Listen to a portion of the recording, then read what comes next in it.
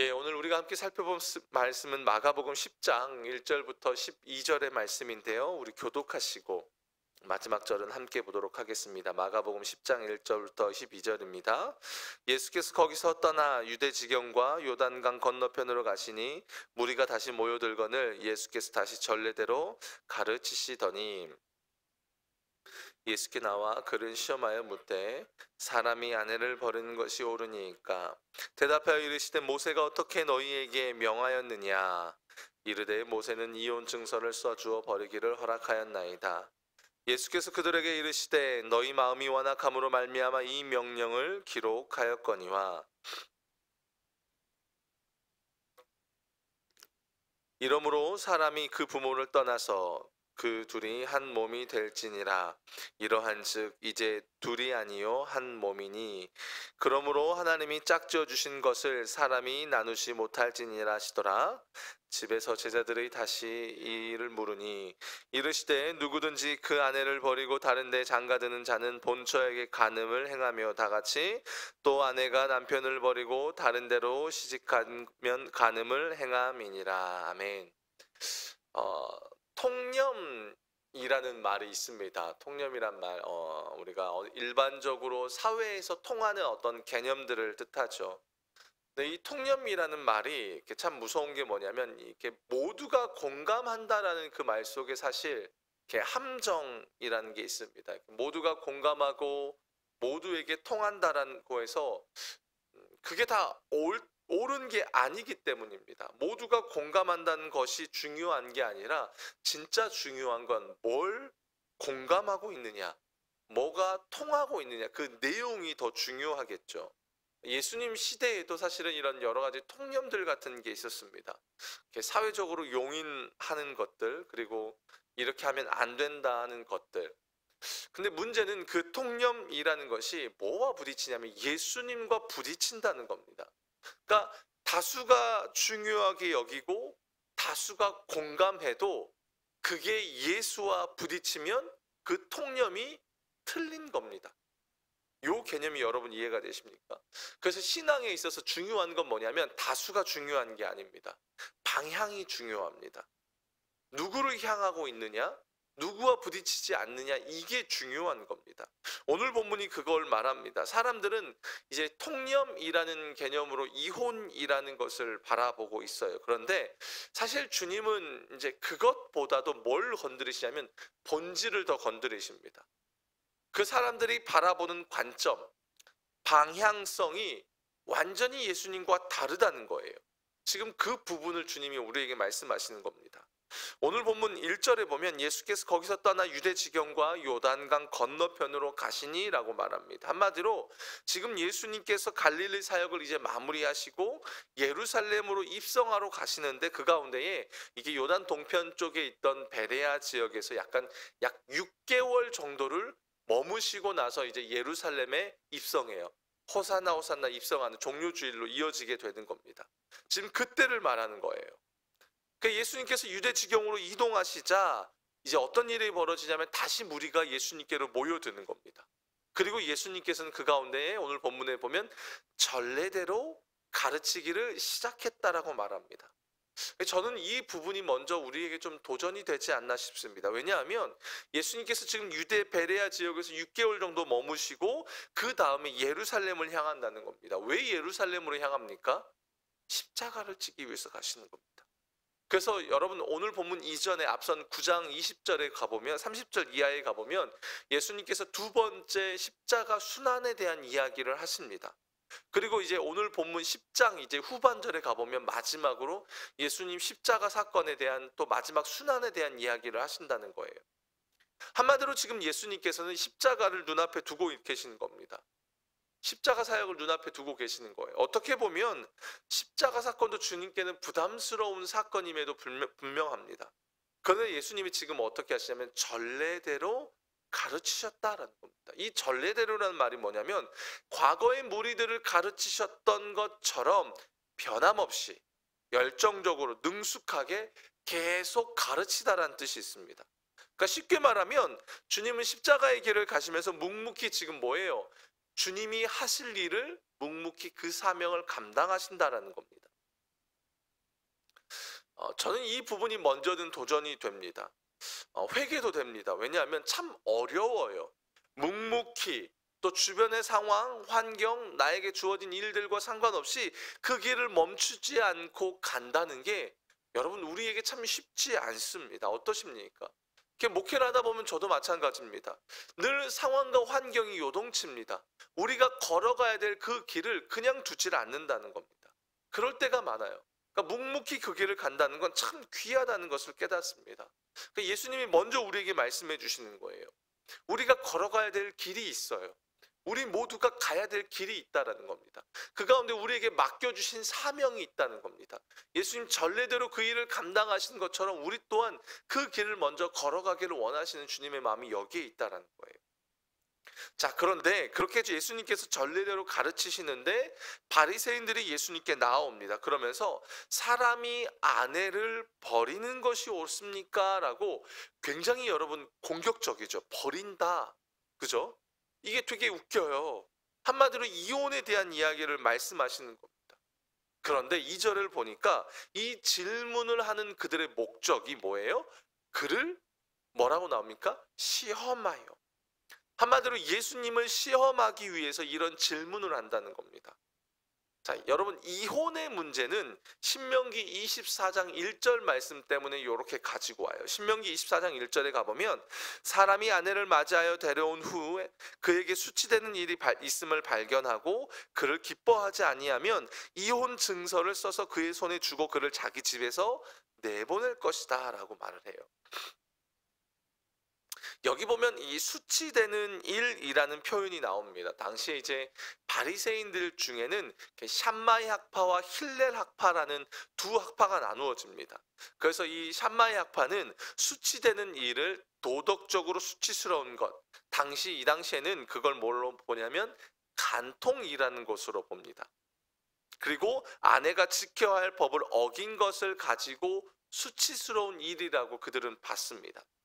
힐렐 학파는 그 수치되는 일을 이렇게 남편을 곤란하게 하는 것, 예를 들어 아내가 남편을 잘못하거나 남편이 아내가 그냥 싫어진 거예요. 이런 걸 수치되는 일이라고 봤어요. 어쨌든 중요한 건 뭐냐면 요 수치되는 일 때문에, 이혼에 대한 일 때문에 두 학파가 아주 치열하게 싸운다는 겁니다.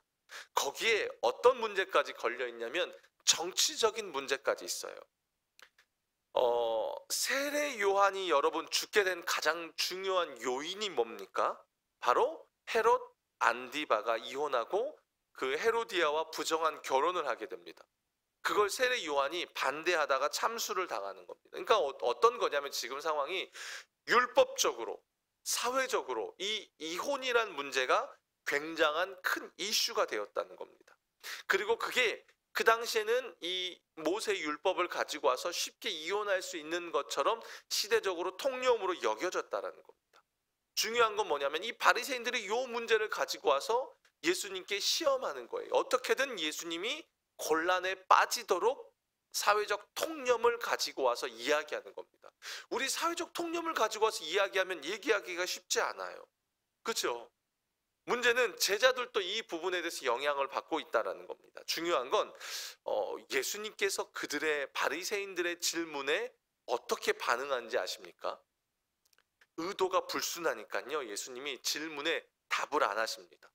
오히려 역으로 질문을 던지세요. 저희 이게 굉장히 재밌어요. 여러분 혹시나 여러분 그 의도가 불순하고 꿍꿍이 속이 분명하잖아요. 그렇게 질문하잖아요. 그럼 답하지 마세요. 답하지 말고 오히려 반대로 한번 질문해 보세요. 지금 예수님이 그렇게 하시는 거예요. 3절에 뭐라고 나와요? 모세가 너희에게 어떻게 명하였느냐? 이렇게 나가는 겁니다. 그러자 바리새인들이 뭐래요? 이르되 모세는 이혼 증서를 써주어 버리기를 허락하였나이다 라고 하면서 앞서 말씀드린 신명기 24장 1절부터 4절을 근거로 딱 이야기해요. 야, 이들 또 보통이 아니에요. 딱 예수님이 모세 딱 이야기하니까 율법을 갖다 들이대는 거예요. 바리새인들이니까요. 신명기 말씀을 딱 꺼내는 겁니다. 그러자 예수님이 뭐라고 말씀하시냐면 5절에 보니까 너희 마음이 완악함으로 말미암아 이 명령을 기록한 거야. 야, 니들이 놓친 게 있어.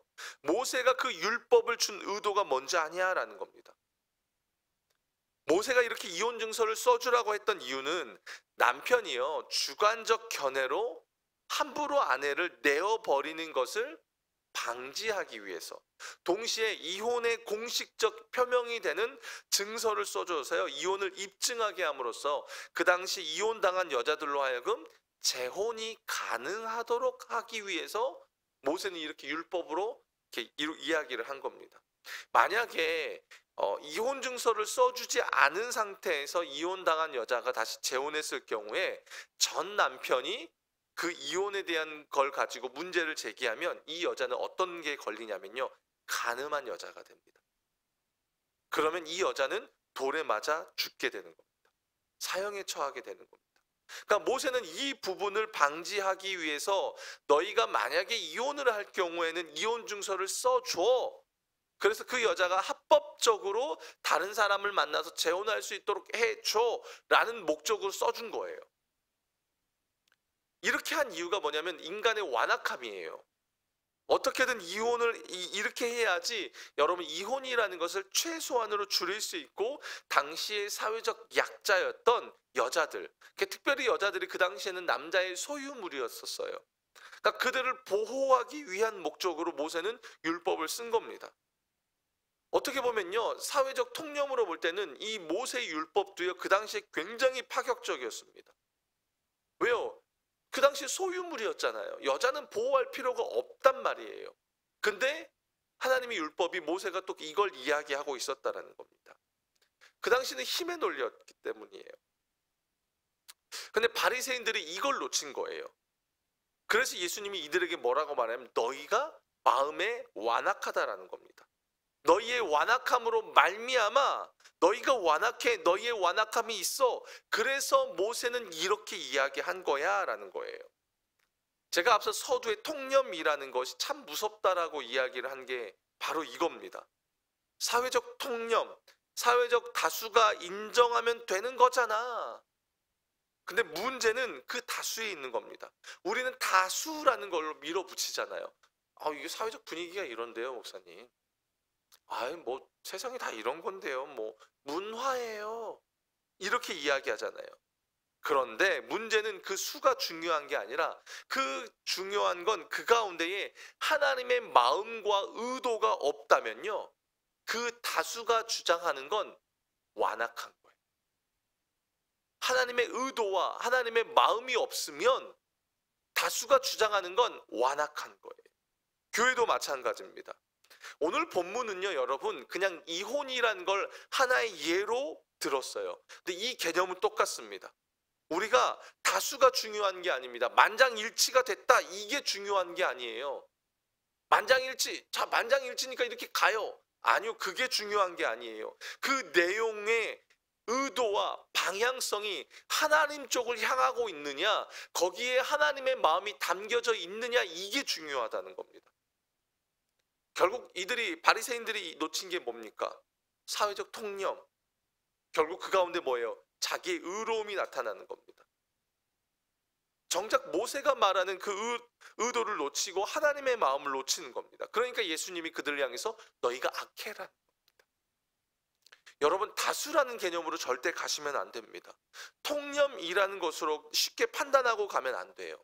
여러분, 제가 서두에 예수님이 왜 전례대로 가르치는 일에 힘을 쏟았는지에 대한 이야기를 합니다. 여러분, 왜요? 왜 예수님은 전례대로 십자가의 길을 가시는 가운데 한결같이 가르치시는 그 일에 힘을 쏟는지 아십니까? 우리가 완악하거든요. 우리가 무지하거든요. 우리는 얼마든지요, 하나님의 마음, 율법 가운데 담겨져 있는, 성경 가운데 담겨져 있는 하나님의 마음을 놓쳐버리고 그것을 가지고 가서, 여러분, 바리새인들이 주장하는 게 율법이잖아요. 근데 그 율법을 가지고 와서 어때요? 누군가를 살리는 일에 쓰는 것이 아니라 누군가를 죽이는 것으로 가버린다는 겁니다. 왜요? 그 마음 안에 완악함, 하나님의 마음과 의도를 놓쳐버리면 완악하게 가버리는 거예요. 그래서 예수님이 계속 가르치신다라는 겁니다. 오늘 본문에 보면요, 예수님이 그들의 완악함에 대한 걸 지적하시고 나서 이걸 어떻게 풀어가시는지 아세요? 본질로 가버려요. 창세기의 내용으로 가버리십니다. 모세가 이스라엘 백성들이 가장 중요하게 여기는 인물 중에 하나가 모세잖아요. 근데 예수님은요, 모세를 넘어서서 어떻게 가버리냐면 창세기로 가버려요. 창세기의 이야기로 쫙 끌어가 버립니다. 6절에 보면 창조 때로부터 사람을 남자와 여자로 지으셨으니 이렇게 가요. 그러면서 이러므로 하나님이 그 부모를 떠나서 그 둘이 한 몸이 될지니 이러한즉 이제 둘이 아니요 한 몸이니 그러므로 하나님이 짝지어 주신 것을 사람이 나누지 못할지니라 라고 창세기 2장의 말씀을 끌고 와 버리시는 거예요. 하나님은 창조 때에 남자와 여자를 창조하시고 그 둘의 결혼을 허락하실 때에 한 몸으로 허락하셨어. 너희는 지금 너희의 완악함과 너희의 욕심을 따라 이혼을 이야기하지 아니. 하나님의 마음은 이혼이 아니라 한 몸이야. 하나님이 짝지어 주신 것을 너희의 어떠함으로 나눌 수 없어. 너희의 완악함, 그 중심의 악함으로 왜 하나님의 하나됨을 너희는 깨트리고 합법화하려고 하냐라는 겁니다. 여러분, 뭐와 뭐가 대립이 되는지 보여지십니까? 한 남자와 한 여자가 만나서 한 몸이 되어서 하나님이 짝지어 주신 것을 사람이 나누지 말라라는 하나님의 법, 이게 율법의 핵심이에요. 하나님의 마음이 거기에 담겨져 있어요. 이게 뭐랑 충돌이 돼요? 인간의 완악함과 충돌이 된다는 겁니다. 이게 늘 대립됩니다. 여러분, 우리 신앙생활이 힘든 이유가 여기에 있어요. 우리의 욕심, 우리의 완악함이 늘 뭐와 부딪힙니까? 하나님의 말씀과 부딪히잖아요. 근데 말씀으로 우리가 이길 수 없으니까 어떻게 해버립니까? 우리가 은연중에 다수결, 통념, 사회적 흐름, 이걸 가지고 오면서 말씀을 교묘하게 우리가 이겨보려고 발악을 하는 겁니다.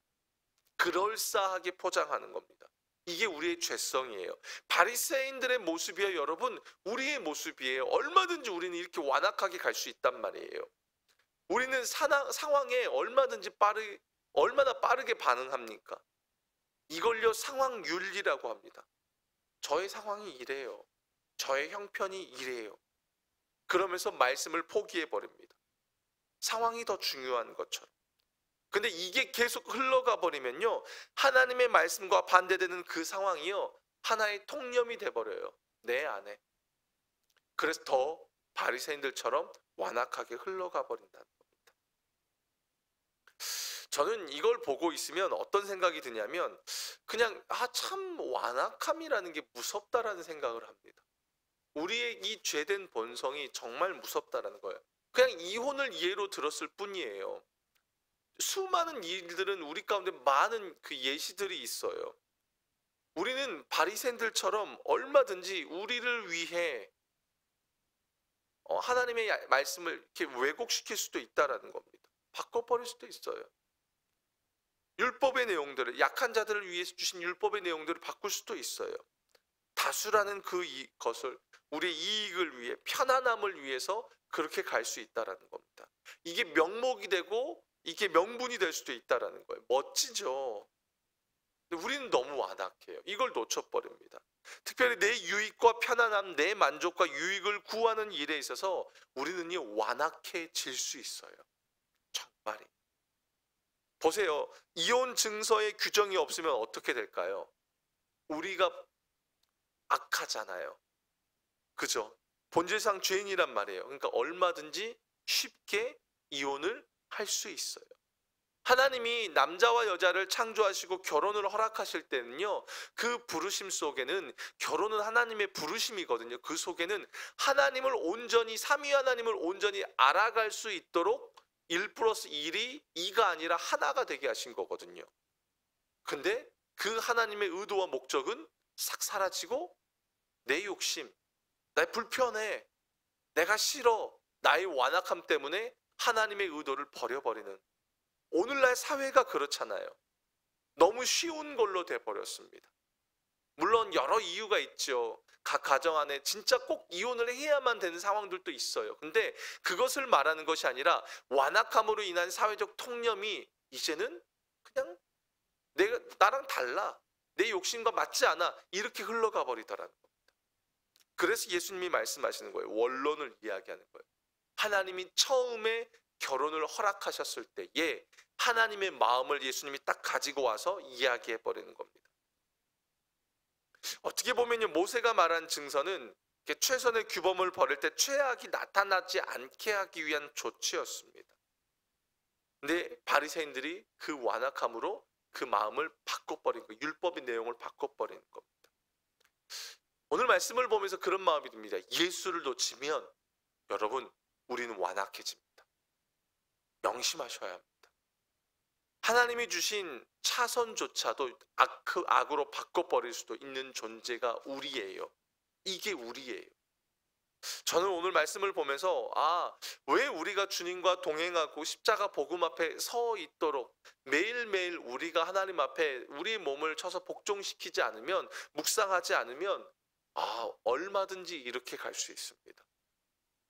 이 율법을 가지고 와서 누구를 힘들게 하고 죽일 수도 있고, 그 당시에 여자라는 그 약자를 보호하지 않고 그들을 사지로 내몰 수도 있다라는 겁니다. 하나님을 놓치면, 예수 그리스도의 복음 앞에 서 있지 않으면. 사랑하는 여러분, 우리가 매일매일 살아갑니다. 우리는 매일을 살아갑니다. 근데 그 가운데서 늘 깨어 있어야만 우리는 우리의 이 죄성과 완악함 속에서 우리는 승리할 수 있게 됩니다. 우리가 사순절을 보내고 있습니다, 여러분. 예수님이 십자가의 길을 가시는 가운데 이런 일을 겪고 있습니다. 그 말은 우리가 이 사순절을 보내면서 반드시 예수님의 이 마음을 기억하고 깨어서 살아가라고 우리에게 이 시간들을 주신 것이 아닐까 생각이 듭니다. 그래야만요, 우리의 마음을 지키며 주님이 맡겨주신 사명을 감당하며 우리는 이 땅을 살아갈 수 있게 되는 줄로 믿습니다. 고난이 있고 어려움이 있을지 모릅니다. 그런데 고난과 어려움이 어느 순간에 우리의 완악함을 위한 타협이 되어서는 안 되고 핑곗거리가 되어서도 안 됩니다. 사랑하는 여러분, 늘 깨어서 주님 앞에 살아가는 여러분들의 삶이 되시기를 기억하셨으면 좋겠습니다. 완악함을 여러분 기억하십시오. 그 가운데 여러분 깨어서 주님이 전례대로 가르치신 것처럼 매일매일 그 말씀 앞에 서서 여러분 살아가고 승리하시는 여러분들의 삶이 되시길 주님의 이름으로 축원합니다. 우리 함께 같이 기도했으면 좋겠습니다. 우리 한 가지 기도 제목을 붙잡고 기도하시고 여러분 각자 기도하시고 돌아가셨으면 좋겠습니다. 우리가 좀 이렇게 기도합시다. 주님 앞에 우리의 완악함을 인정합시다. 주님, 우리는 주님을 붙들지 않으면 완악해집니다. 그래서 어떻게든 하나님의 율법을, 하나님의 말씀을 나에게 합리화해서 내 욕구를 채우는 것이 우리의 죄성입니다. 주님, 내가 오늘 하루를 살아갈 때에 주님의 말씀을 붙들고 내가 그 말씀 앞에 항복하게 해달라고 기도합시다. 내가 그 말씀을 갖고 오는 것이 아니라 말씀 앞에 항복해야만 합니다. 그리고 내 완악함, 내 욕심을 주님의 십자가에 못 박고 나아갑니다. 주님, 온전히 오늘 또 나를 다스려 주시고 내 삶이 완악함을 따라가는 삶이 아니라 하나님의 말씀을 따라가고 사명을 따라가는 오늘 하루 나의 삶이 되게 해 주시옵소서. 우리 마지막으로 주님의 이름 한번 부르시고 우리 기도하시고 각자 기도하시고 나아가도록 하겠습니다. 기도하겠습니다. 주여, 하나님 아버지,